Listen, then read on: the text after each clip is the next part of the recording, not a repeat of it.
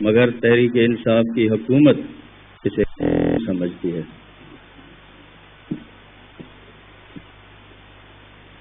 اور میں سمجھتا ہوں کہ تعلیم ہی ایسا شعبہ ہے جس پر سرمایہ کاری کر کے ہم اپنی نئی نسل کو محفوظ اور روشن مستقبل دے سکتے ہیں۔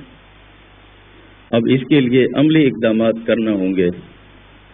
پنجاب کے 2 کروڑ 80 لاکھ طلبہ کا مستقبل حکومت پنجاب کی حکمت عملی سے وابستہ ہے۔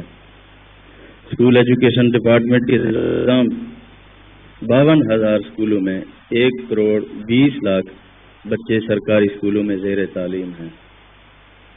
ہم ان بچوں کے لیے کچھ کرنا چاہتے ہیں۔ ہر بچے کو مخلص اساتذہ کے ذریعے یکساں سہولیات سے مزین کلاس رومز اور بامقصد تعلیم کے مواقع فراہم کرنا ہے تاکہ اسے اپنے پاکستانی ہونے پر فخر ہو اور معاشرے میں مفید شہری کا کردار ادا کر سکے۔ یہی ہماری تعلیمی پالیسی ہے اور ہم عملی اقدامات کے ذریعے اسے نافذ کرنے جا رہے ہیں۔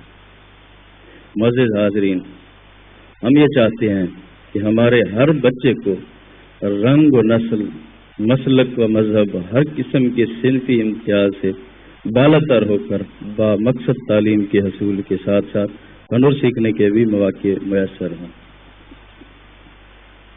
اور ہم یہ چاہتے ہیں کہ لاہور کے اچھے سرکاری اسکول میں زیر تعلیم طالب علم کو جو ماحول، سہولیات اور اساتذہ میسر ہیں، یہی سب کچھ رجحان یا تحصیل کوہ سلیمان یا چولستان کے ہر دور دراز علاقے میں زیر تعلیم بچے کو بھی میسر ہوں۔ طبقاتی تعلیم کا خاتمہ، ایلیٹ پرائیویٹ اسکول، متوسط نجی اسکولوں اور سرکاری اسکولوں میں زیر تعلیم بچوں کے درمیان کوئی طبقاتی تفریق نظر نہ آئے۔ بچوں کو معاشرے کا مفید شہری بنانے کے لیے قومی ثقافت و نظریات کے مطابق تعلیم دی جائے گی تاکہ ہر طالب علم کو اوائل ہی سے قومی و سماجی ذمہ داریوں کا ادراک ہو۔ ہم صرف طلباء پر ہی نہیں، اساتذہ کی استعداد کار بڑھانے کے پروگرام بھی لا رہے ہیں تاکہ ٹیچر مؤثر ابلاغ کے ذریعے بہترین علم طلباء تک منتقل کر سکیں۔ اور میں یہ سمجھتا ہوں کہ اچھی قوم کے لیے اچھے اساتذہ کی اشد ضرورت ہے۔